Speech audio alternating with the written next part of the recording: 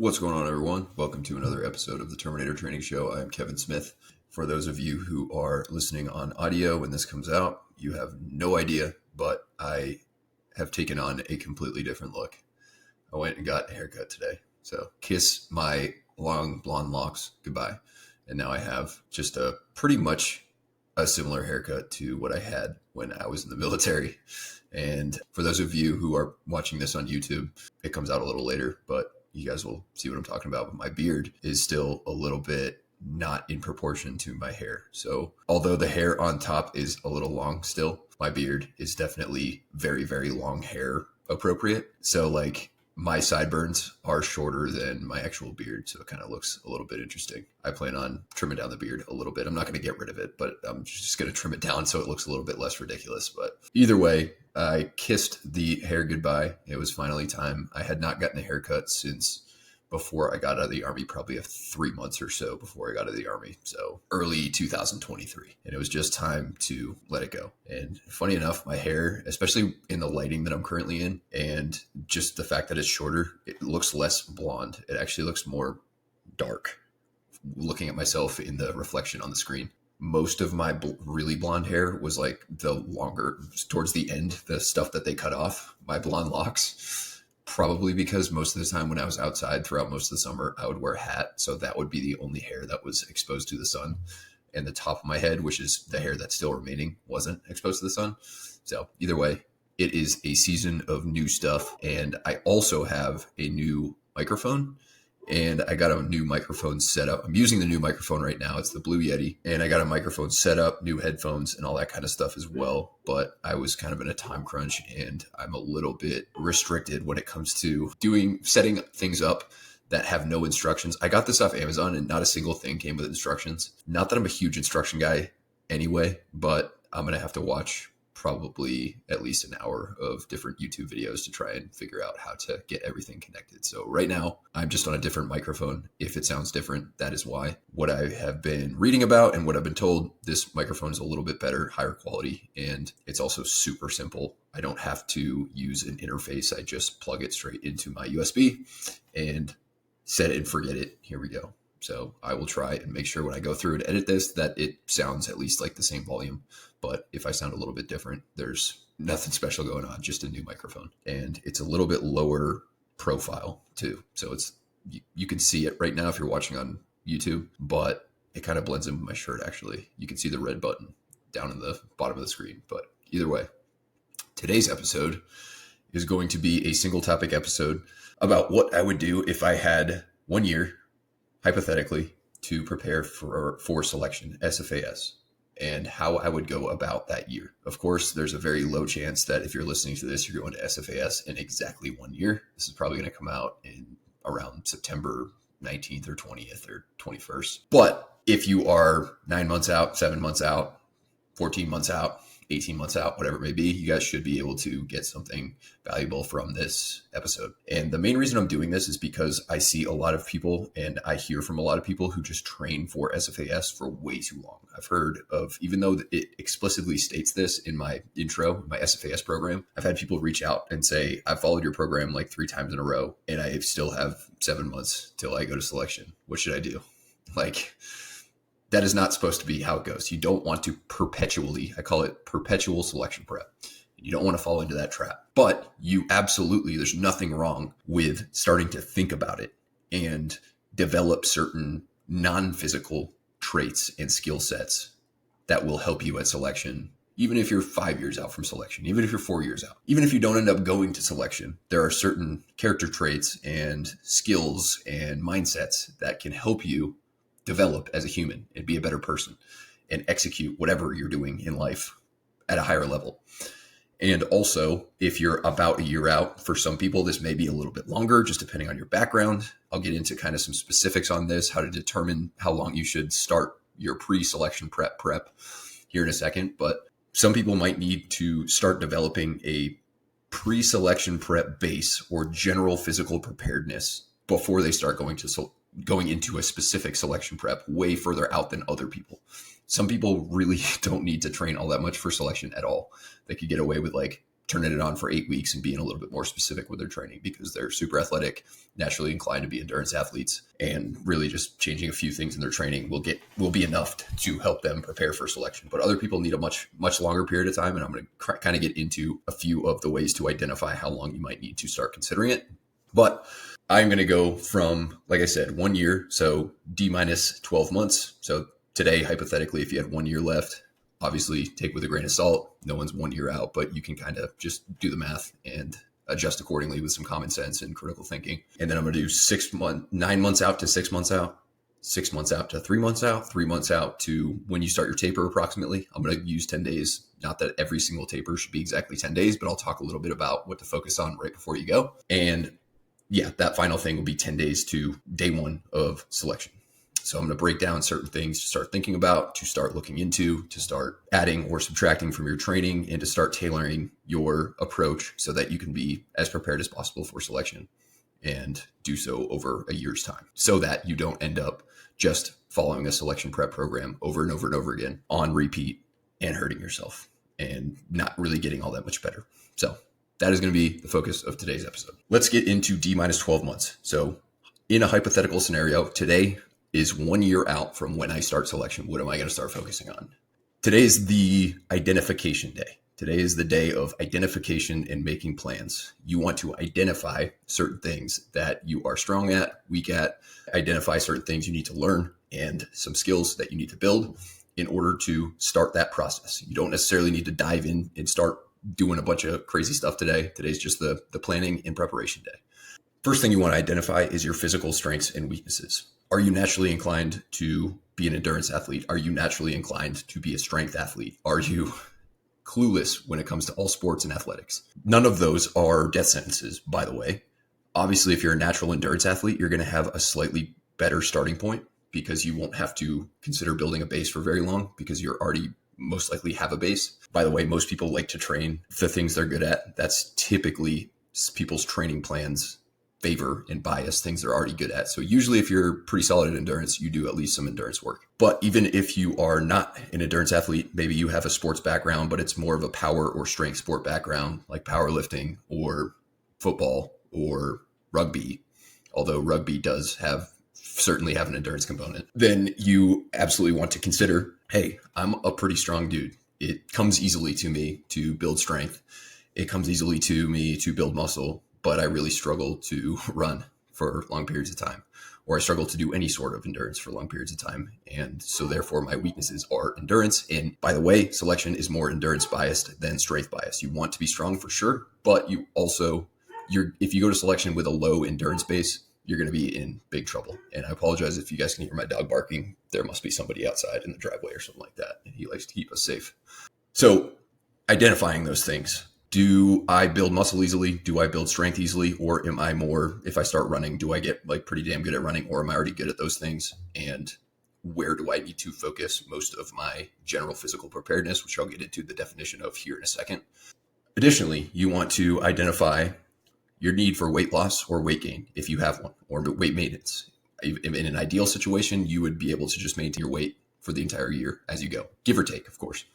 Weight's going to fluctuate, but the reason you want to identify this far out is so that you can start making changes to your nutrition primarily very far out. That way, when you get into your last few months before you go to selection, you're not worried about also cutting. When you go to your last 2-3 months, maybe 4 months of your selection specific prep, you want to focus on eating for performance. And if you're eating for performance, that does not coincide with also eating for getting leaner and losing weight. So the earlier you can identify that and start implementing certain things into your life that will allow you to lose body fat or lose overall weight mass in an effort to get better at running or get healthier or a little bit of both, the better. That way you can do it in a slow, methodical manner, and you don't have to crash diet, and you don't have to worry about underfeeding yourself when you are a few months out from selection. You really want to focus on fueling your training sessions. On the flip side, are you really skinny and weak? Are you like a former cross-country runner that's amazing at running, but you don't have any muscle on you? Maybe you don't lift much weight in the gym,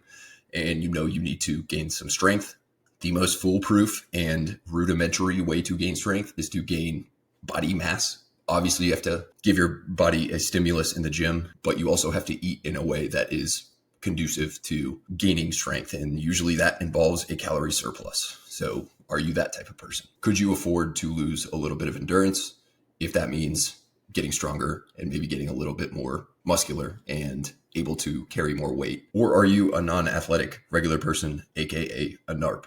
Nothing wrong with that. Plenty of NARPs go on to become great Green Berets. But if you struggle, if you just don't have an athletic background and you don't really train all that much, then today's the time to identify that and either get a coach or start following a program or start educating yourself, which will be a later thing that you want to consider starting doing like now.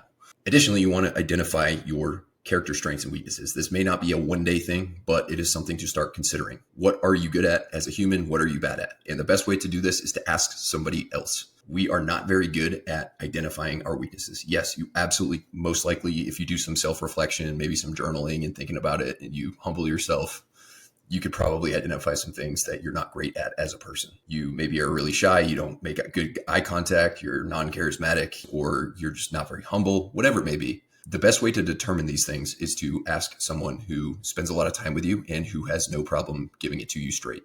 For me, it was my wife. If you're married and you're listening to this, I can almost assure you, I can almost guarantee you that if you ask your wife what you suck at, she will be happy to steer you in the right direction. And this is a step further than a lot of people ever go. And during team week, when you have serious character flaws, they're going to be magnified and they're going to rear their ugly heads if you don't at least identify them. That way you're aware of them. That way, hopefully over the next year, you can do something about them and you can build them in so that they're not necessarily weaknesses anymore. You don't have to make your weaknesses like super strengths. You also want to kind of be mindful of what your strengths are and you want to leverage those. But usually if you're good at something already and you suck at other things, working on the things that you suck at just so they're not quite as glaring is a good idea. So that's another thing you want to do today. And then finally, skill sets. What are you good at? What are you not very good at? Are you solid at obstacle courses and moving your body in space? Do you have like a history of gymnastics or rock climbing or something like that? Or do you really suck at that kind of stuff? Are you super unathletic and you just don't have much body control awareness or coordination? Are you a good knot tyer? Do you know basic knots? Can you tie basic knots when you're tired and stressed and fatigued and you don't have much time? And I'm talking basic knots. I'm not talking anything super advanced. Square knots, end of line, bowline knots, maybe a clove hitch, maybe a trucker hitch. Certain knots like that are relatively simple knots, but if you've never tied them before, like if you're like me and you had never tied them before you joined the Army, then going on YouTube or getting a book or something like that and learning how to tie those knots and practicing those knots. All you need is some rope and maybe a rope corral, like string a rope across in front of you and tie some rope to that rope and just do that over and over again until you're very comfortable with it. Even get to where you can do it while your eyes are closed or in the dark or whatever it may be, just so it's automatic. Very, very simple stuff like that. Land nav. Did you grow up in the city and you have no sense of direction whatsoever? You use Google Maps and you still get lost? Or did you grow up in the woods, hunting, fishing, whatever it may be, and you have a pretty good sense of direction? Are you in the Army already and you've got at least a little bit of land nav experience? Those are some things, another skill set that you want to consider working on or building over the next year or so. And the next, learning. You want to learn about a lot of different things. So, of course, if you hire a coach and they're a good coach, they take the fitness and the guesswork out of that part for you and potentially the nutrition. But it's still beneficial to learn about a few different fitness things. General physical preparedness, which I'll talk about in the next phase. Getting generally fit, endurance training, strength training, basic stuff. Doesn't have to be super advanced. You don't have to read Super Training, which is like a super advanced book that you have to read 5 times, even as a strength and conditioning expert. Still might have to read that a few times just because it's a hard read, but it's also a very good read. But certain books are not like that, like basic principles of strength training. There's some Mark Ripito books that are great. There are some Jack Daniels running formula books. Steve Magnus has some good running books. Lots and lots of different resources out there that you can learn. You can also listen to podcasts. You can also watch YouTube videos. You can also read articles, really whatever you prefer. Some people learn better from listening. Some people learn better from doing. Some people learn better from reading. And some people like a combination of all those things. Generally, I recommend a combination of all those things. You want to learn a decent amount about nutrition as well, just general nutrition. Differences between eating for weight loss versus performance versus strength gain, whatever it may be, endurance, fueling your endurance. If you want a good place to start, I have a recovery guide that I'll put in the show notes that you can check out. That that's more tailored towards the last few months before you go to selection. So like eating for performance, I'll talk about that a little later, but that will give you a good idea of how to determine your calories, determine your maintenance, and calorie cycle. Basically eat a little bit more on days that you're doing more, eat a little bit less on days that you're doing less. The importance of micronutrients, macronutrients, food quality, and things like that. So those are some things you want to learn about. And you also want to start learning about land navigation. If you read a bunch of land navigation books, you're not going to be really good at land nav from that, but you're at least going to know the terminology and you're going to get familiar with the concepts. That way, when you go and actually practice them, which I'll talk about later, you at least have a good starting point. And then finally, you're about to go become a Green Beret, hopefully. So you want to start reading about Green Beret books. If you have not seen it, I have a 67 book list on my website. It's an article. I plan on updating that pretty soon, probably early in the 2025. And you can check that out just to get some good reading ideas. But there are tons and tons of different resources out there, whether you prefer reading books, listening, whatever it may be, that you can learn about Green Berets so that you can do the next step, which is formulate a plan, some sort of plan. Doesn't have to be down to the day, doesn't have to be this perfect, foolproof plan, but have some sort of plan moving forward. What am I going to do the next few months? This episode is going to help you kind of steer you in the right direction for that. But you want to have some sort of realistic plan.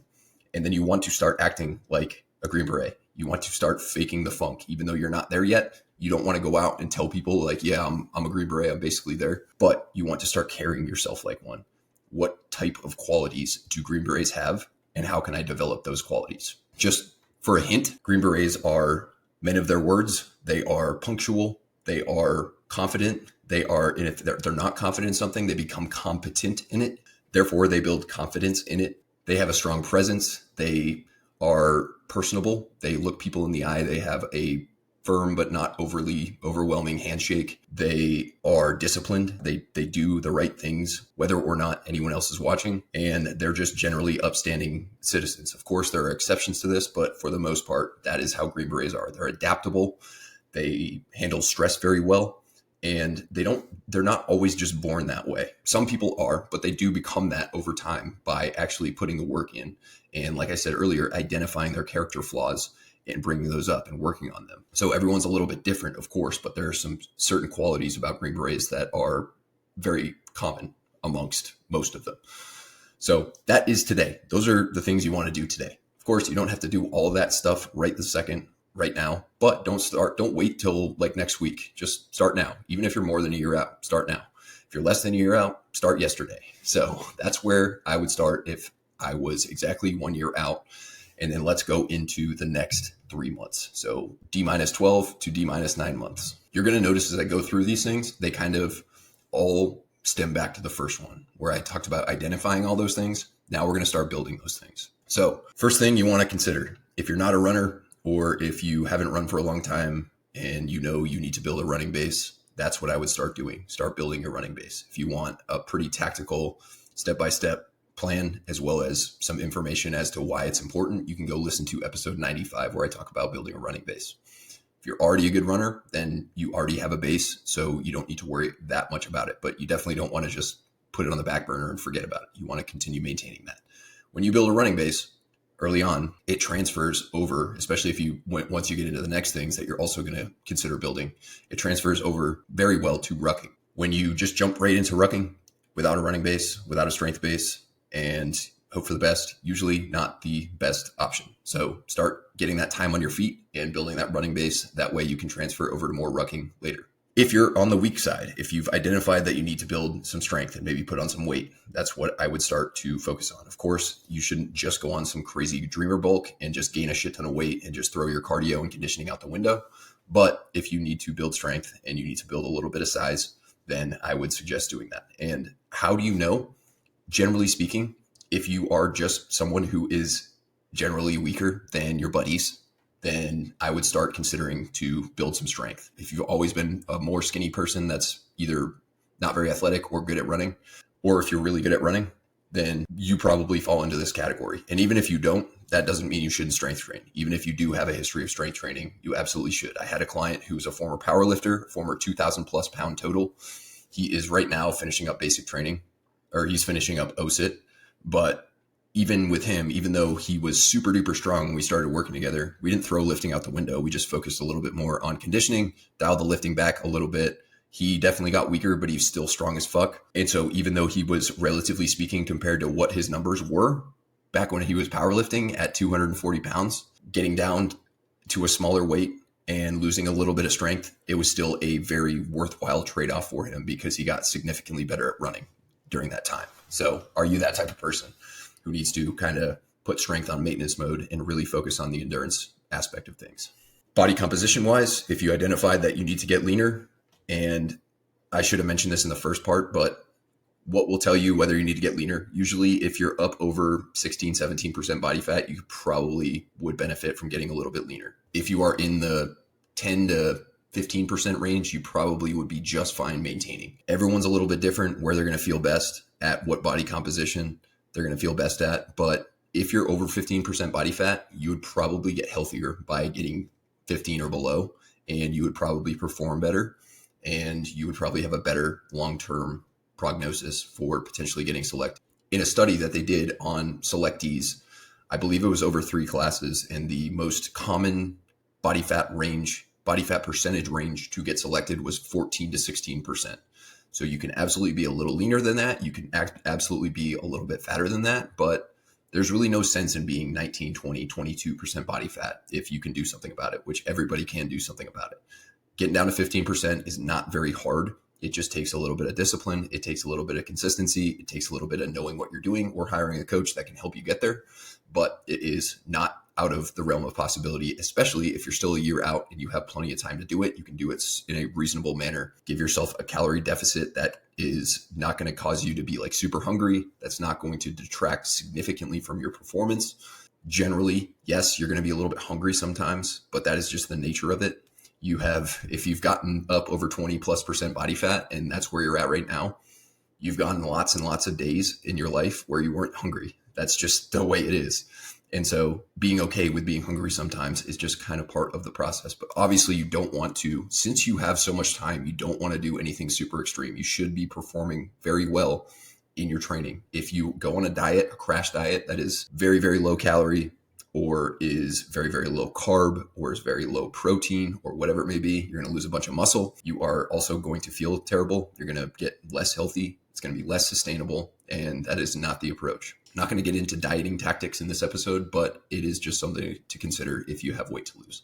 And then on the contrary, if you have strength to gain, the easiest way to do that, like I said, is to eat a calorie surplus, give your body a muscle building signal in the gym, and slowly but surely gain some size. If you're one of those people, and I've been there too, that really identifies with being super lean and you're afraid to gain any weight because you don't want your abs to go away, you're going to have to get over that. You can absolutely put on weight in a way that doesn't make you super fat, and you should. That is the best way to go about it. Be in a very reasonable calorie surplus that provides you enough calories to gain, but also you don't get super duper fat and bloated and slow and you just feel terrible all the time and your labs go to shit. It should be reasonable. Just like the deficit for people who need to get leaner, same thing for people who need to get a little bit bigger and stronger. So something reasonable, something maintainable, and you should be gaining more muscle than fat. You'll gain a little bit of fat. You might lose your abs for a little bit. Don't worry, especially if you're lean, you have a history of being lean. It's very, very easy to get those back whenever you want.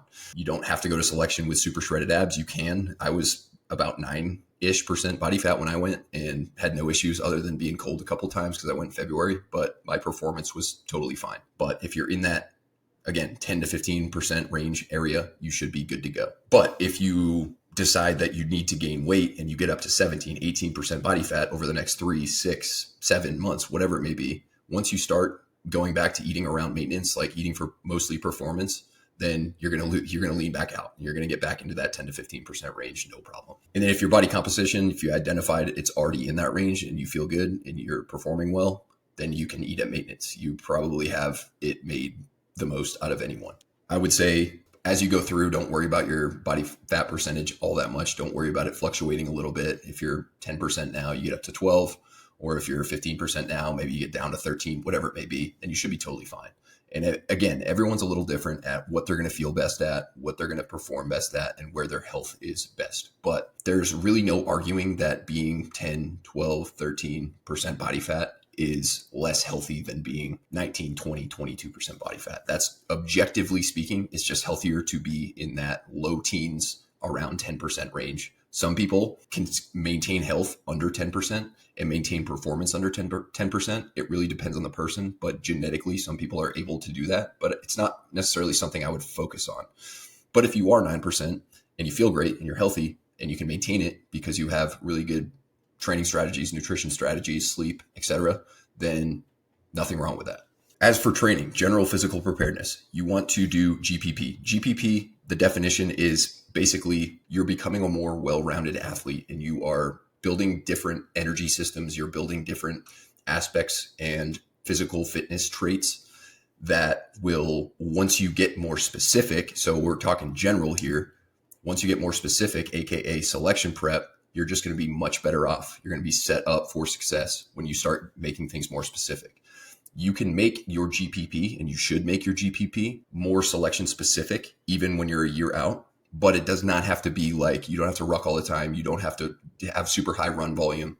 You don't have to like really drastically cut down your lifting like you may have to when you're in your last couple of months before you go to selection. But you should still focus on things like a little bit of power, a little bit of jumping, a little bit of explosive movements, maybe some short sprints. But your main focuses should be to build a really good aerobic base, specifically running.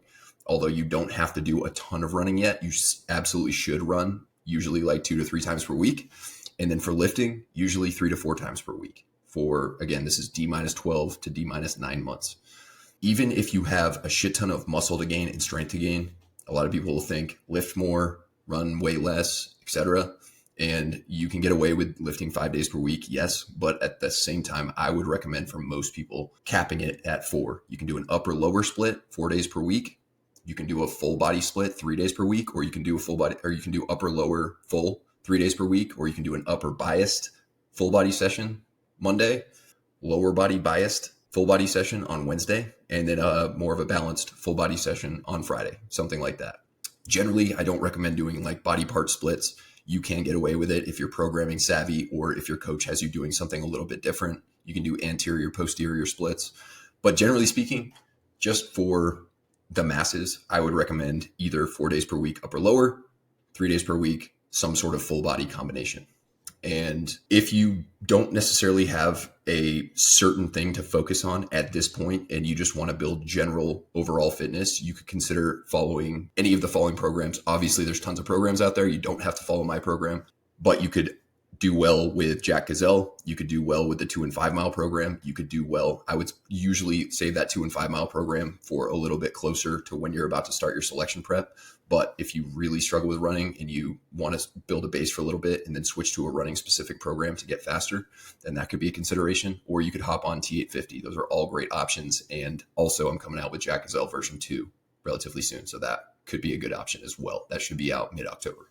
Running, like I said, 2, 3, maybe 4 days per week, just depending on the person. And you also want to consider doing some cross training. You absolutely should build your body's tolerance to impact and get a good amount of running in. But at the same time, you don't have to be running 5, 6, 7 days per week. You can absolutely do at least 1, probably 2 or 3 non-impact sessions. The good thing about non-impact conditioning, especially right now, is that you can get a lot of volume in. You can build really, really good aerobic capacity, and you can do it for really long periods of time, much longer than running because there's no impact. You can go bikers, for example, like Tour de France bikers, probably spend double the time per week biking as marathon runners do running because it's just less stressful on the body. Of course, you can overdo it too, but this would be a time to consider doing some non-impact stuff. And then as far as rucking right now, for most people, either bi-weekly, every 3 weeks, or once a month at minimum, I would ruck. And I would only stick to walking. I would stick to about 45 pounds at this point. If you've never rucked before, you probably want to start lighter than 45 pounds. But in general, if you've rucked before and you're at least somewhat experienced with it, you don't need to ruck much more than bi-weekly. And I would say for most people, every 3 weeks to once a month would be totally fine. And then because we identified all these things at the beginning, you want to start reading and educating yourself on what I listed, as well as reading and educating yourself on your character weaknesses, doing the practical exercise in whatever resources you use, whether it's podcasts, audiobooks, reading books, articles, workshops, joining Toastmasters.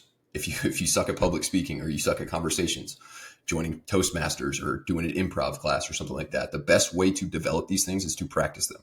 Yes, you have to give yourself some knowledge on how to go about practicing them, but reading things and knowing things is not the last step. It's informing yourself, identify, inform, and then actually go do. So if you're reading a book and it tells you to go do this practical exercise or write these things down or, reflect on something, then actually do it and practice things, because that is how you get better at it. If you suck at conversations, go to the grocery store a few days a week and start a conversation with someone. Not like, hey, how's it going? Nice weather. Like an actual conversation with people. Most people are pretty receptive to that. Additionally, for the people who aren't, you're going to run across some people that are not receptive to starting conversations with strangers. And that is a good thing too. That'll get you used to rejection in awkward situations that a lot of people have this fear. I used to have this fear too. I never used to be very good at social situations. And I thought like the world was going to end if someone didn't want to talk to me or turn me down or whatever it may be. And that's not the case. You just move on, go to the next person. So that's just one example, but many, many examples. The main message is to make sure that you actually do and implement and not just gather all this knowledge and feel productive, but you never put it to practice. And then finally, you want to start really considering building great lifestyle habits and strategies. So again, you're welcome to check out my recovery guide. That is all about lifestyle that is conducive, lifestyle habits and strategies conducive to recovery and performance, sleep, stress management, nutrition. The best time to start doing those things is right now. So start building really good habits on that. And that's going to help you throughout your entire selection prep, as well as before you start your selection prep, because we're still 6 to 9 to 12 months out. So that is next 3 months, basically from today through the next 3 months. Those are the main things you want to focus on. Let's get into the 9 months through 6 months. It's generally going to be more of the same. The main things I want to emphasize are just a few slight changes. So this is when you want to, this is assuming you don't necessarily have a running base yet and you are not a natural runner. This next tip is going to be assuming that the next few months from today to 9 months, you spent mostly building your running base, which is mostly running slow. You want to start touching on speed. So most of the time, if you build your base right, you're going to be running relatively slow, mostly zone 2.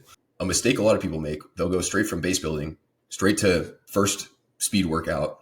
Base is built. Next Monday, I'm going to do 10 400s and I'm going to go way too fast and blah, blah, blah. I've talked a million times about how to do repeats wrong, but I won't get into that. But when you have a touch on speed strategy, so pretty much you implement either post-run strides or you implement intra-run pickups or you implement some speed work, some hill work into your base building phase. As you transition from base building into more speed work, you're going to be way better off, set up for way more success when you do that. Strides are super simple. You can do them on their own day or you can do them after a run.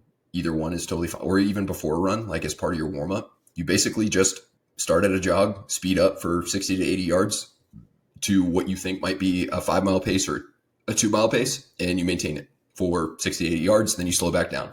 Then you rest for a bit and then repeat. They're not sprints. They're not all out like 80-meter sprints. They're not repeats. They're just getting used to running at a faster pace that you're going to potentially be running soon when you start doing tempo work and fartlek work and speed work. Intra-run strides are very similar, except you do them intra-run. Also known as pickups, also known as surges. Say you go out for a 45-minute run and you do 5 45-second pickups throughout the run.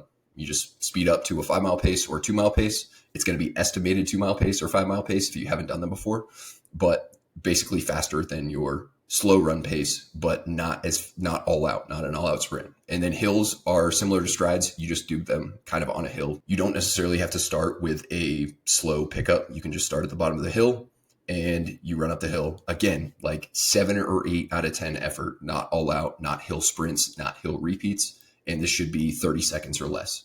So you're getting used to running at speed, but you're doing it on an incline. So it's going to be less stressful. You're less likely to hurt yourself. The hill's going to slow you down. It's going to reduce the impact. And it's going to also be more acutely fatiguing. You're going to be more tired during it than you would be doing it on flat, but it's less overall fatigue. It's easier to recover from because of the things I just said.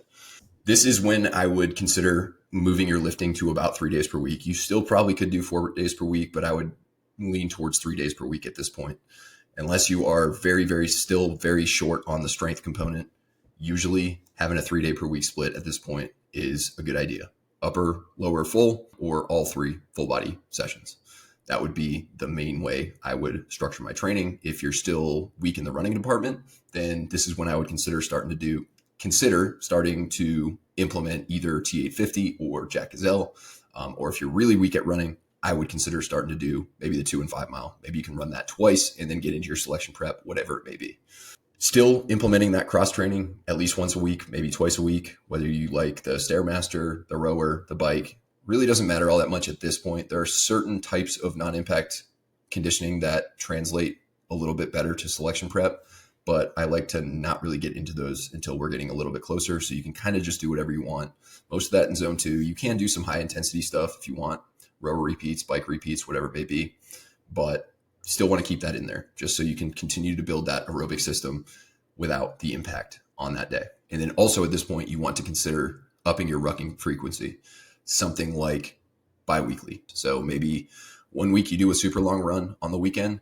The next week you do a long ruck on the weekend. Again, walking only. Again, no need to go up over 45, maybe 50 pounds at the most, just depending on the person.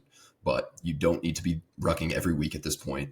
Bi-weekly is pretty good. Even for some people, every 3 weeks would be totally fine at this point. And the rest is just continuing to refine your character weaknesses, your character flaws, and really cement those lifestyle habits into actual legit habits that are automatic and not like you have to force yourself to do them, or they take a ton of discipline to summon and you barely get, enough sleep, or you barely are able to stick to your nutrition plan, or you're always falling off your nutrition plan, or whatever it may be.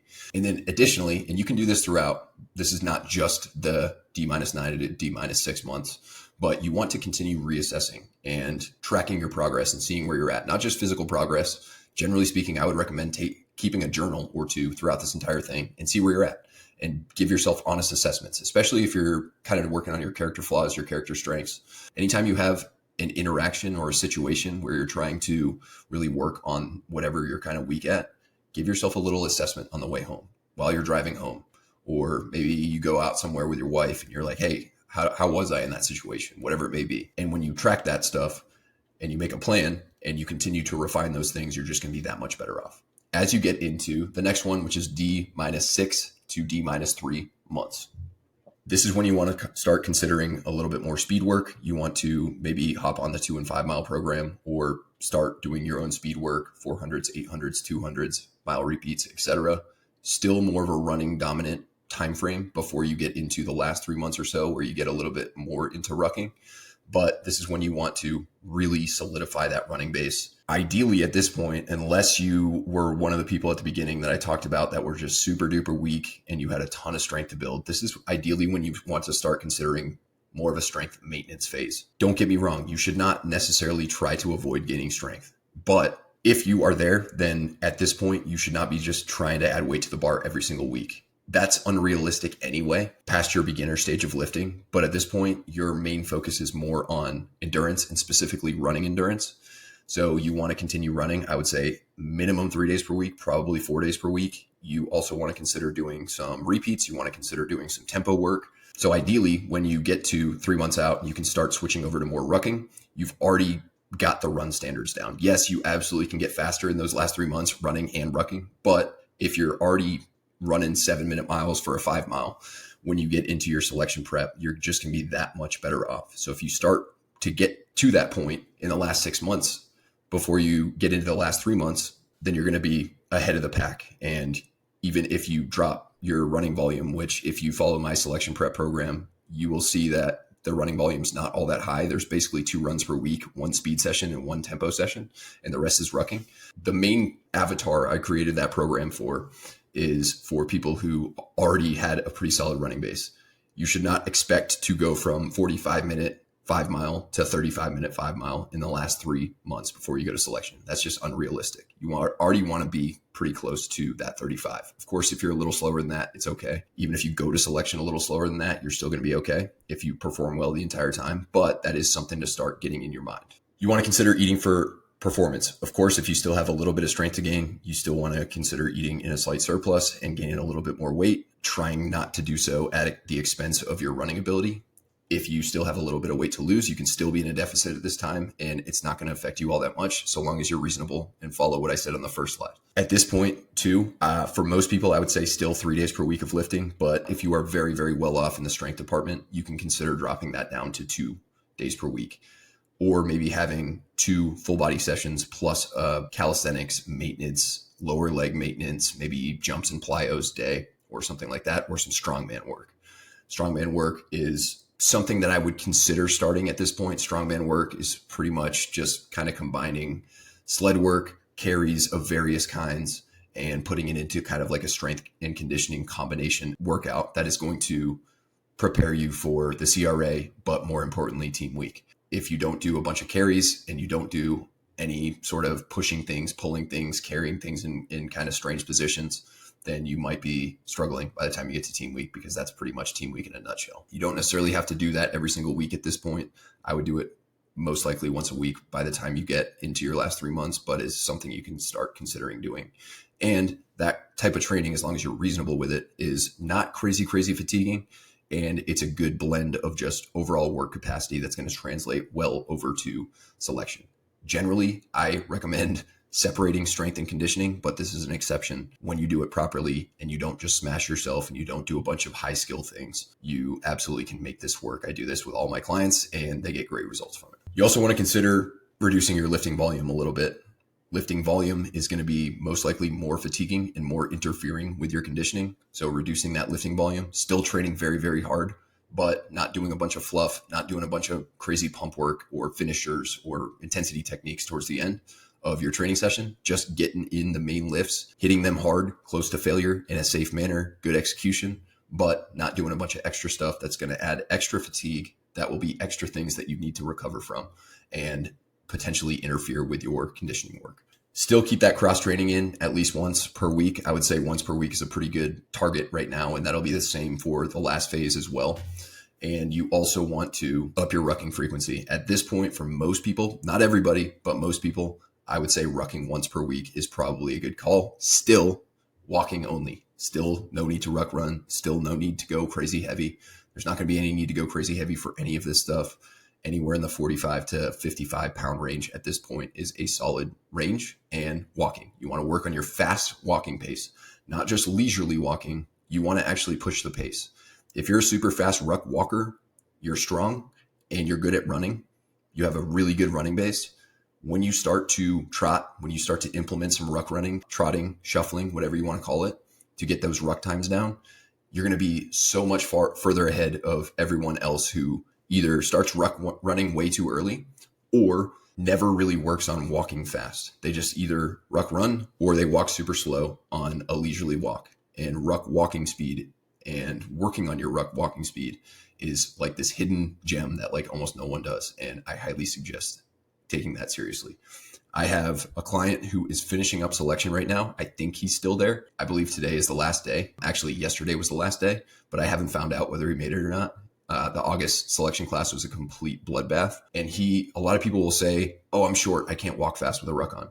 Well, he was 5'7" and he was walking sub 13-minute miles with a 55-pound ruck on for several miles nonstop. So it can be done if you practice it and you do it consistently and you actually take it seriously and you don't put that mental barrier on yourself and say, I'm short, so I can't walk fast with a ruck on. You might not be able to get to a walking speed, the same walking speed that someone who's 6'2" could get to, 6'3", but you can get faster. And the best way to get faster at walking with a ruck on is, guess what?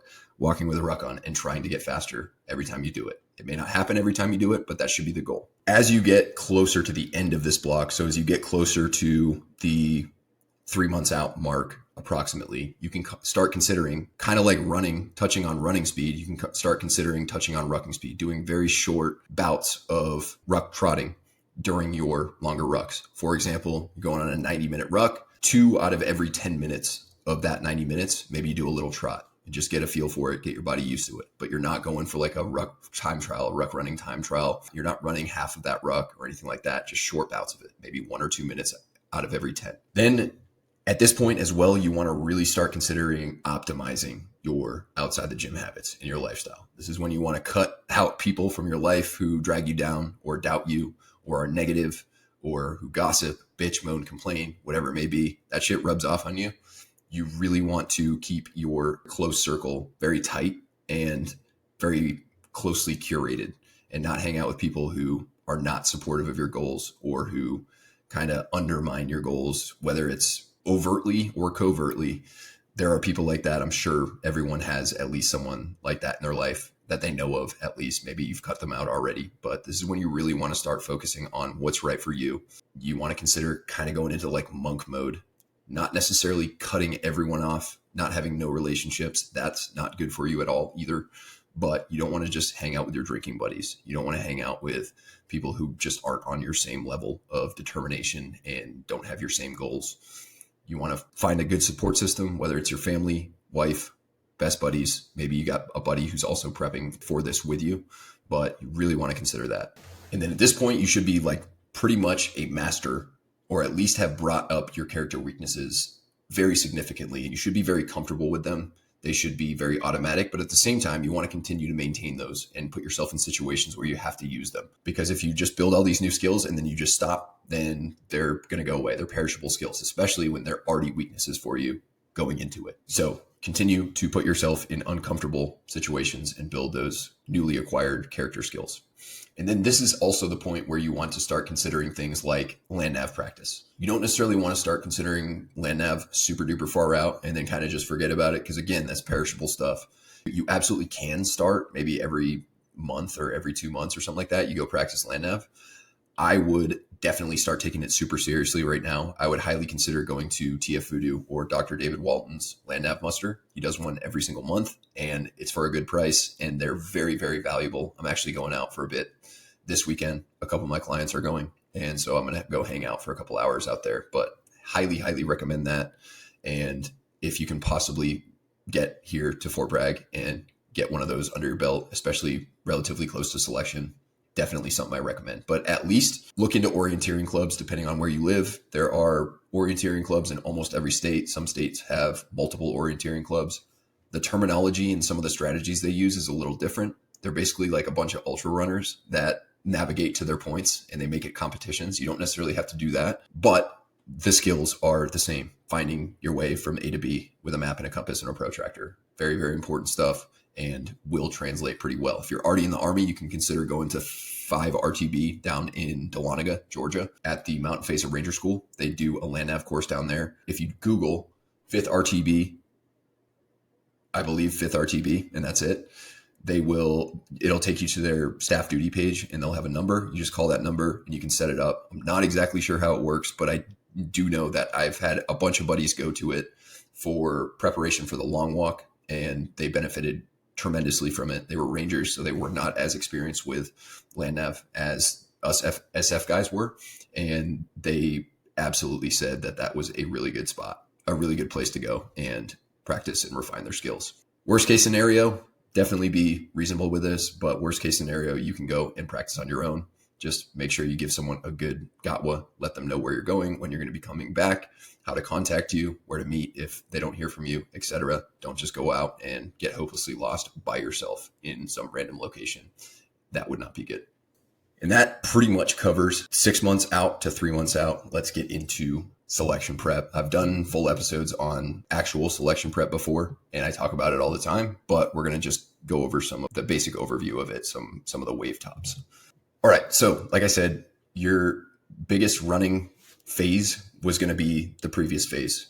Now that you're 3 months out, selection is more of a rucking biased event or endeavor than running. So at this point, ideally, you are being very, very intentional with your runs, and you are also going to start implementing and more like substituting in rucks for runs.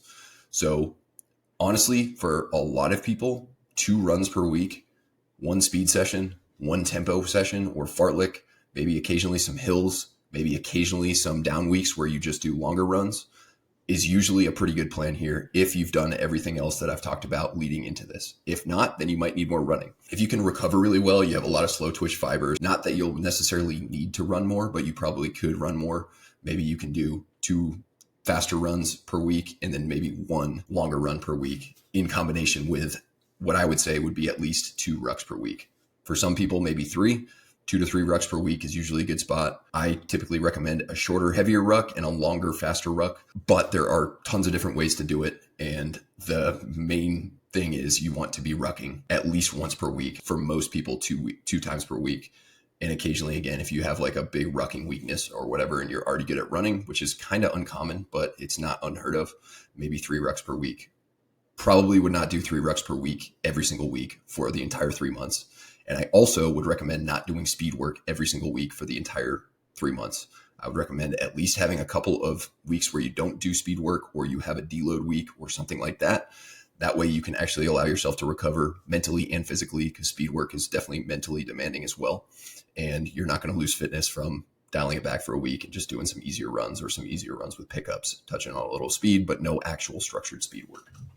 This is when you absolutely want to put strength on maintenance mode. You should not be trying to simultaneously become an endurance monster and a strength monster at the same time. Again, if you're way more endurance inclined and you still have a little bit of strength to build, you can put a little bit more focus on strength training. But again, showing up to selection really, really strong with a shitty endurance base, you have no chance. Showing up to selection with a great endurance base, and maybe not quite as strong as some of the other guys, but like strong enough, you're going to be in a much better situation than the first example that I gave. So I can't emphasize that enough. It is mostly endurance. Yes, you need to be strong, but it is far more biased towards endurance, specifically rucking endurance. At this point too, ideally, you have reached your target body composition, so you can start eating for performance, which approximately, give or take, is eating around maintenance. And I would cycle your calories. I would eat more calories, especially carbohydrates, on your higher output training days. Maybe have a medium day where say you're doing 1 session and it's under 90 minutes or so, or it's an easier session. I would eat like your medium days, and then off days or like really, really easy days, you eat a little bit less. And again, the macro, I'm not going to get into carb cycling, but the macro that you're going to want to manipulate most is carbohydrates. The goal with this phase is to never have a bad workout because you did not fuel properly or you didn't hydrate properly, like super easy things. Yes, bad workouts can still happen even if you eat perfectly and hydrate perfectly for them and sleep great the night before. It happens, not a huge deal. But if you can avoid self-induced shitty workouts, that is what you want to be doing at this point. And by fueling well and hydrating well and sleeping well and really sticking to those good lifestyle habits, you're going to put yourself in a situation where you don't self-induce really shitty training sessions. That should be the goal. Every session counts, even though some sessions are more needle moving than others. And no one session is going to be the make or break unless, of course, you get hurt. You still want to put as many good sessions as you possibly can in these last 12 or so weeks. And making sure that you are doing the right things to prepare for those sessions is super important. This, for most people, is when lifting should be 2 days per week, sometimes 3. Like I mentioned in the last one, maybe 2 full body days and a calisthenics focused day and like a maintenance day, mobility maintenance, lower leg maintenance, tib raises, calf raises, hops, things like that. And you absolutely should also, without question, implement your strongman session at this point. I have most of my dudes prepping for selection. I have them do a calisthenics day and a strongman day on the same day on Friday, pretty much every week. It depends on their schedule, but that's usually it's strongman and calisthenics Friday, and then we go into the weekend. Doesn't have to be that. You can do it any day you want, but just something to consider. Start carrying shit, a lot of shit.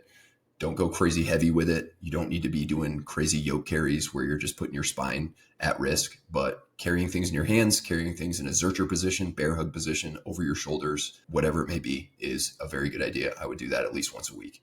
I would do some other forms of carries, not necessarily in a strongman session, but maybe towards the end of your workout or beginning of your workout or after a run or whatever it may be, more than once per week. But an actual strongman, like team week style workout, just not on that level, of course, not crazy long. Those strongman sessions, by the way, should be 25 to like 45 minutes. They don't have to be crazy long, but that will absolutely help you. And these last 3 months is when, if you haven't gone full monk mode and cut off all the negative out of your life and really just focused on the task at hand yet, then you absolutely should in these last 3 months as best you can. You don't want to do it so bad that you get fired or your family disowns you or your wife wants a divorce or anything like that, or your kids just forget who you are if you have kids. But you absolutely want to start focusing on the task at hand, cut out all the distractions. If you have a bunch of shit going on, like if you have a job and also a side gig and also a bunch of other shit that you're doing, taking these 3 months and just trimming the fat from those is a very good idea. That way you can just focus on the task at hand. Again, continue to work on your weaknesses. Maybe check back in with whoever you consulted at the beginning to find out what your biggest weaknesses were and see how you're doing, see how much you've improved, but just continue to work on those things and make sure that you don't just completely put them on the back burner. And then during this time, I would practice land nav at least once, whether it's on your own, whether it's Teofudu's muster. You can even go to 2 of Teofudu's muster. He's got a day one and a night one. You can go back to back or you can go separately. Some guys do either one, and either one is very beneficial. You'll find if you've never done night land nav before, I highly suggest going to that one and not doing night land nav by yourself. But the skills are the same. It's just a totally different feeling. If you can land nav during the day and you don't lose your fucking mind at nighttime, you'll be able to land nav at night and you'll get some practice going in. And I believe starting in FY25, they are doing if you're a non-X-ray, they're doing the week on the front end of selection of land nav train up for guys where you go with the SOPC cadre and they put you through a little land nav course for a few days before you start selection, which has some pros and cons, but I would say overall for most people, since land nav is such a high failure part of selection, probably overall a good thing. That takes us to 10 days out. I believe I said D minus 3 months at the beginning of that, but if I didn't, that was D minus 3 months through D minus 10 days, 10 days out, taper time. All right. I'm not going to get into the details of exactly how to taper. Tapering is very simple, but a lot of people just try and reinvent the wheel.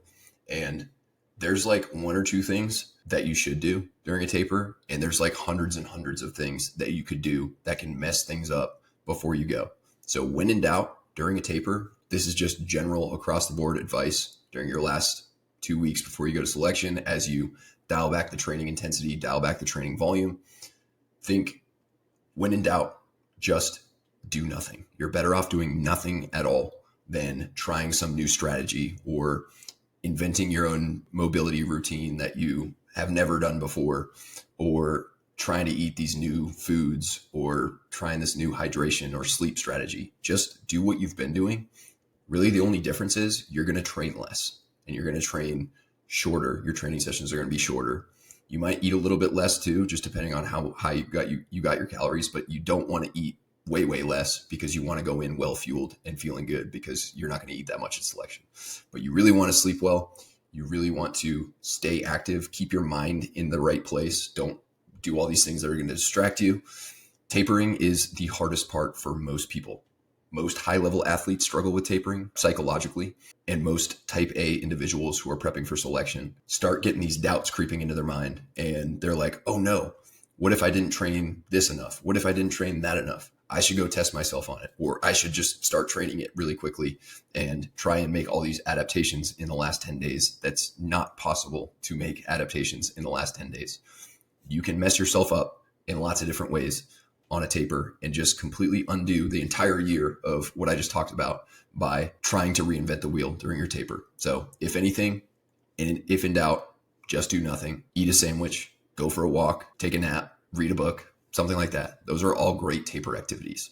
And no matter what, everybody who goes into selection is going to feel like they didn't do enough. They're going to feel doubts. They're going to feel worry. They're going to feel uncertainty. That is just normal. That's something to embrace. And there's nothing you can do about it. Even if you go and try and like tie up all these loose ends or just randomly do a bunch of shit that you don't think you did enough of, it's not going to make that doubt go away. And it's just going to make you more physically fatigued and probably on the back end, like indirectly going to make you more stressed because now you know like, oh shit, why do I feel so fatigued? And I have 3 days till I go to selection. So just consider that.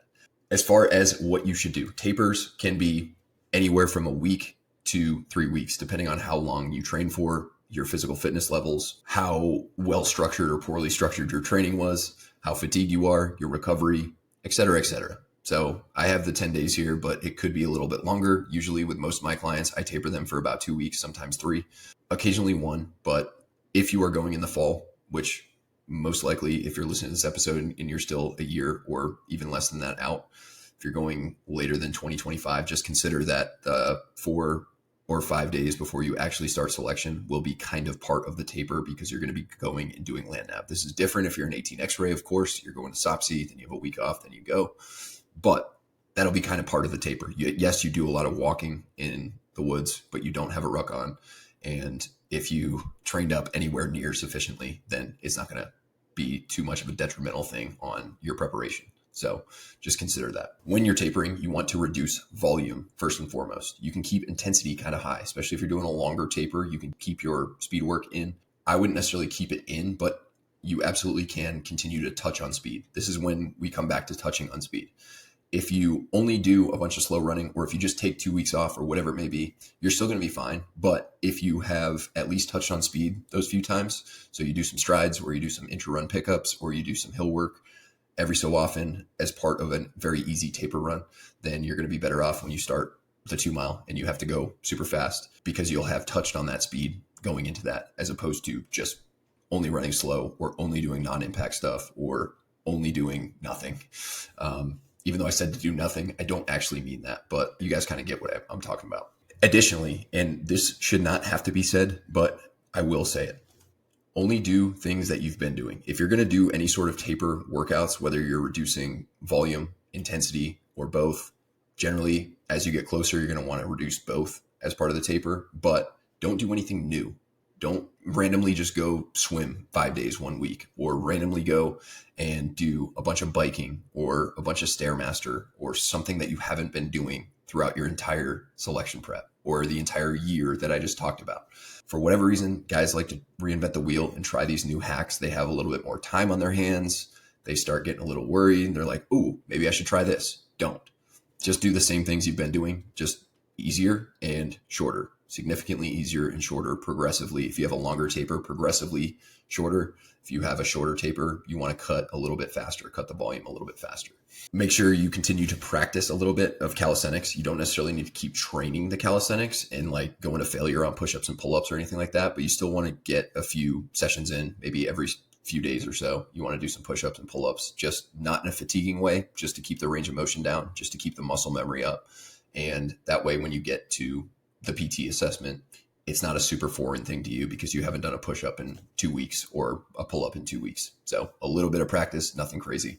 At this point as well, you likely want to drop rucks. You can, if you want, just so you have the muscle memory of wearing a ruck around. You can wear your ruck around the house a little bit. Do not go overboard with this and do it like 8 hours a day. But if you want to wear a ruck an hour a day every few days around the house, 55, 60 pound ruck, you can do that. And that'll make it so that, again, when you put the ruck on day 1 or day 2, whatever it is, it's not going to be quite as foreign to you. But do not go overboard with this. And if you don't do it, you're going to be totally fine. It's just going to be a little bit more of, not necessarily a shock, but it's going to be a little bit more novel to you when you put it on. So you can wear your ruck around a little bit. The next one is very important. No new stretches, no becoming a mobility king. For whatever reason, people will finish their super awesome training thing. They do maybe a little bit of mobility throughout, and then, okay, it's taper time. What do I do with my time now? Don't go and spend 3 hours a day on mobility. Don't do all these random stretches that you find on YouTube. When in doubt, you don't need to be more mobile. Mobility makes you more mobile. Stretching makes you more flexible. Yes, they both have effects on your nervous system. They can help you calm down. But when in doubt, don't do it, because I've had more clients hurt themselves stretching, making up their own stretches. And the last 3 to do this have been in the last 3 weeks before they go to selection. They make up their own stretches. I'm not in the loop about these things. Now I have to have a disclaimer for like all of my clients who are prepping for selection. Like, don't do this random stretch. If you want to stretch, let me know, and I'll let you know like kind of how to do it and whether you should do it or not. But anyway, this happened. More clients hurt themselves stretching than running, rucking, and lifting combined. So that's saying a lot. Not saying that stretching's bad, not saying that mobility's bad. Just don't try and come up with some crazy formula that you just thought might be a good idea and just throw it in. So don't be a mobility king. In general, you're better off just going for a walk, having a sandwich, taking a nap, than you are spending 2, 3, 4 hours on mobility during your taper, because You don't need to become more mobile. You don't need to become more flexible. If you didn't do any mobility and your mobility sucks, you don't train with a full range of motion, guess what? The 10 days before SFAS is not the time to build it. So no mobility king shit. Just be reasonable with it and don't try and reinvent the wheel. Start sleeping like a champ. Really get a shit ton of sleep. You're not going to get much sleep at selection, so you want to show up as well rested as you can.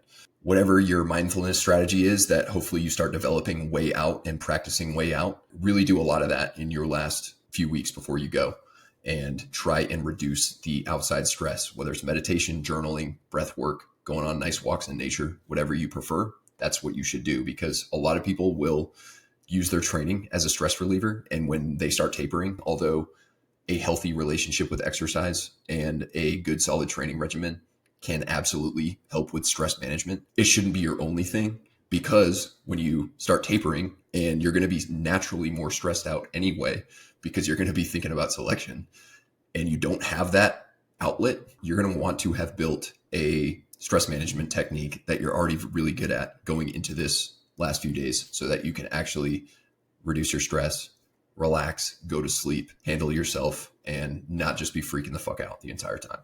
Also, you want to consider tapering and cutting out caffeine. I would say at least 10 days out, you should be at caffeine 0. If you want to go cold turkey, that's fine. You're going to feel kind of shitty for a few days, depending on how much caffeine you drink. But it's during your taper, so you don't necessarily need to use caffeine for preparation for training or anything like that. It's okay to feel a little bit shitty for a few days. So you can absolutely go cold turkey, or you can start further out and start tapering. Maybe cut it in half for a few days, cut it in a quarter for a few days, and then kind of cut it out, whatever it may be. There's lots of different caffeine tapering strategies. I have a few of them in my soft prep recovery guide. But if you are at caffeine 0 before you go, you are going to be able to, there's a few benefits of being at caffeine 0. One, it takes about 11 to 13 days for you to fully resensitize yourself to caffeine. So everyone probably remembers the first time they ever had caffeine and how amazing it felt. Most likely, if you are like most people, you don't feel that anymore because you're addicted to caffeine and use it all the time. I'm the same way. Not saying that's a bad thing. But when you resensitize yourself, it's going to feel like that again. So you're going to feel much more motivated. You're going to be in a better mood. You're going to perform better physically and cognitively.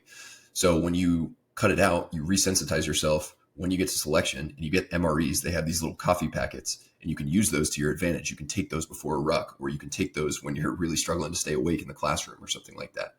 If you don't cut your caffeine off, you're going to have withdrawals the first couple of days of selection. You're going to feel like shit. You don't want to be going through caffeine withdrawals during gate week, because that's not a performance enhancer at all. You're just going to feel terrible.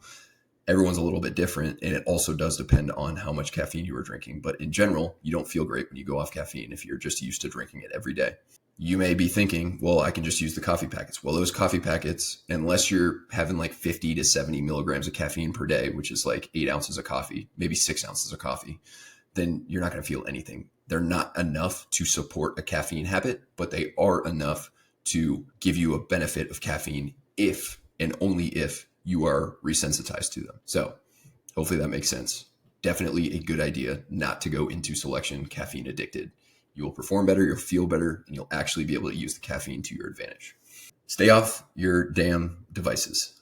Along the lines of the stress thing, most of you hopefully have probably noticed when you do a bunch of unintentional scrolling, or when you binge watch shows all day long, or you go down YouTube rabbit holes, you feel terrible afterwards. I actually had a client recently who is a National Guard guy, and he's done a couple of SFREs recently, and we couldn't really figure out why he wasn't performing all that well. He just didn't seem to be getting better week to week in his training. And then he hit me up and he's like, hey man, check out my last week of training. It's like, I'm a completely different person. And I'm like, what the hell did you do? He's like, I deleted my Instagram and I stopped using my phone for random shit other than like calls and texts. That was literally the only variable he changed. So I'm not saying that that is definitely definitively what's going to happen to you. If you just delete Instagram, you're not just going to become significantly faster and better and recover better and feel better, but it absolutely will likely affect your psyche as well as your stress levels, as well as your physical performance. So I'm not saying just delete Instagram and delete everything, never go on YouTube, whatever it may be. But when in doubt, if you're bored, It's okay to just let yourself be bored for a little bit. Newsflash, in SF, at some points of your career, you're just going to feel bored. That's how it is. But B, just do something like go for a walk or listen to a podcast or read a book or something like that. Something that is more relaxing and maybe informative rather than dopamine, dopamine, dopamine. And then you just feel terrible afterwards. And that's it. Finally, last thing you're going to do is go fucking smash and get selected because you had a sick ass 1 year prior to selection prep and you executed like a champ and you prepared yourself better than almost anyone else could ever prepare themselves. If you just follow even 75% of what I just said, you are going to go to selection and fucking smash. So again, if you need programs to follow, you can either hit me up on DM. I have a backlog of DMs right now, but I will try my best to get back to you. But my selection prep program would be a option, a good D-3 month option. Prior to that, if you struggle with running, I would follow the 2 to 5 mile program. If you are more of a balanced trainee, I would follow Jack Gazelle going into that. Soon here, Jack Gazelle version 2 will be out. Or you could follow T850. That's an app-based plan that is ever changing, but it's a very appropriate program to follow going into selection prep. It's going to set you up for success when you start your selection prep. But those are all options. Coaching right now, my coaching roster is full, but I am beginning to take clients again here in the fall. So if you fill out your application and your application looks good and you take your time and really put some effort into answering the questions, here's the deal. If you're still listening to this, kudos to you. You'll hear a little bit of behind the scenes stuff. I have about 200 people on my wait list, and I have a lot of applications to pick from. And when I see certain answers on certain application questions, they're immediately pushed to the side. And I don't think about that application ever again. When I see people that stand out, that actually I can tell put effort into it, and that really by their answers, I can tell that they really want it. And they're going to be serious clients that take it super seriously and really put the effort in on their end. Then I actually put that into a pool of potential clients that I'm going to reach back out to and see if they want to move forward and set up a call. So just a little tip, if you are going to apply in the future, put some effort into it, make your application stand out a little bit. That way I look at it and I'm like, oh, cool. This guy definitely wants to fucking do this. And I am much more likely to pick you. So I don't talk much about that very often. And most likely there's probably only 5 people still listening to this episode. But that's just a little pro tip if you are interested in working with me, or if you have filled out an application in the past and you half-assed it, then you can go fill out another one and I will maybe pick you this time. So not trying to be a dick. That's just how it is. A lot of people to pick from, and I'm only one man, so I only have so many slots available. But either way, thank you guys very much for listening. Hopefully this episode gave you a pretty good idea of whether you're a year out, 9 months out, 12 months out, 18 months out, whatever it may be, how to approach this last little bit before you really get into your main selection prep, as well as how to go about selection prep. So thanks for listening, guys. I'll be back soon with another episode. Till then, Terminator out.